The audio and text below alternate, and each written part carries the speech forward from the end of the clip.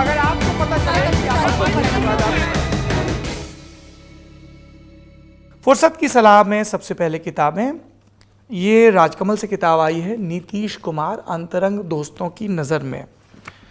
ये लगभग भी क्या आपको बता ही देता हूँ, 760 पन्ने की किताब है। अगर इस किताब का ठीक से संपादन किया गया होता, इसमें जो बीच बीच में बहुत सारी तारीफ़ों से मतलब खींच के पन्ने भर दिए गए हैं, और इसको घटा के 300-400 पन्नों का कर दिया गया होता तो बहुत अच्छी चीज़ होती। लेकिन ये उदयकांत जो कि नीतीश कुमार के मित्र हैं, देश के बड़े इंजीनियर रहे, और उनके साथ नरेंद्र सिन्हा, अरुण सिन्हा, कौशल किशोर और सारे मित्रों ने, ये नीतीश कुमार के नेता नगरी में सफल होने से पहले के मित्र हैं, अभी भी मित्र हैं, उन सब ने मिलकर लिखी है। तो इस किताब को राजनीति का विद्यार्थी होने के नाते मैं इस हिसाब से पढ़ रहा हूँ कि तमाम प्रसंगों पर जो नीतीश कुमार जिसमें किरदार थे, कभी केंद्रीय भूमिका में, कभी पार्श्व में, उनका और उनके लोगों का क्या सोचना है, ये अगर आपको समझना हो तो ये किताब पढ़ी जा सकती है। क्रिटिकली बहुत उसमें किया गया नहीं है, वो शुरू से लेकर अंत तक नीतीश कुमार को, क्योंकि उनके मित्र हैं तो, और इसको वो छिपाते भी नहीं हैं, तो वो विस्तार से बताते हैं कि नीतीश कुमार, नायक नीतीश कुमार कहाँ छले गए, कहाँ उन्होंने क्या किया, कहाँ उनको एडजस्टमेंट करने पड़े।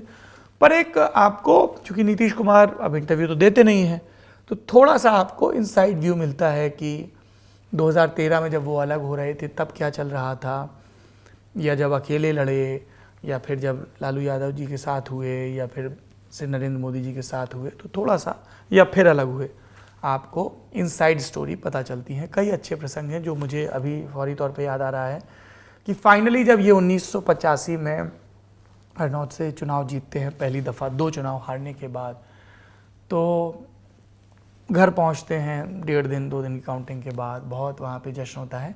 फिर अपनी ससुराल जाते हैं, इनकी पत्नी मंजू वहाँ पर हैं, बेटा निशांत वहाँ पे है, और होली है, तो किस तरह रंगों में सराबोर होते हैं, खुशी होती है। फिर वापस आते हैं, साथ में जो सहयोगी हैं, कैसे रात में मोटरसाइकिल से जाते हैं, पहुँचते हैं, इनकी पत्नी के, बच्चे के, सहयोगियों के, बहुत सारे ऐसे प्रसंग हैं।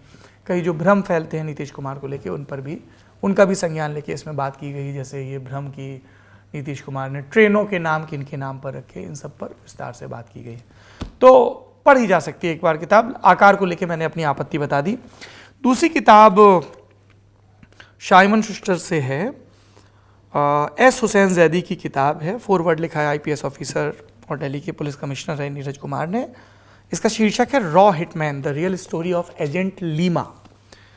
अब ये कहानी क्या है साहब, तो 2011 में 2 गैंगस्टर हैं उत्तराखंड के जिनका डबल मर्डर होता है, मतलब दोनों मार दिए जाते हैं तो डबल मर्डर हो गया। राजू परगई और अमित आर्या, इन दोनों का मर्डर होता है। फिर पता चलता है कि ये लोग कुछ ऐसे काम कर रहे थे जो भारतीय एजेंसीज को लगता है देश के लिए खतरा है। फिर NSG के कमांडो को, जिसका नाम लकी सिंह बिष्ट है, इसके लिए गिरफ्तार किया जाता है हल्द्वानी से, द डे आफ्टर मर्डर, हाँ हल्द्वानी से। लकी सिंह बिष्ट लालकृष्ण आडवाणी, नरेंद्र मोदी समेत कई VVIPs के सुरक्षा दस्ते का हिस्सा रहे हैं। इसमें फोटो भी है उनकी नरेंद्र मोदी के साथ जब वो गुजरात के मंत्री थे।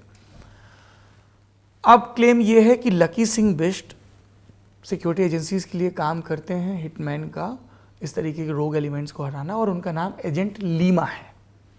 अब लकी सिंह बिष्ट जेल में रहते हैं, फिर बरी होते हैं, सर्विस में क्यों उनको रिटायरमेंट दिया जाता है, पहले के सस्पेंशन हटाए जाते हैं। Lucky Singh Bisht, agent Lima, क्या ये दोनों एक ही लोग हैं या अलग अलग व्यक्ति हैं, दावा क्या है, इन सब के बारे में किताब में विस्तार से बात है। और शुरुआती भूमिका नीरज कुमार ने लिखी। बहुत दिलचस्प लग रही है किताब, इसको पढ़ेंगे और फिर कोशिश करेंगे कि इंटरव्यू भी किया जाए।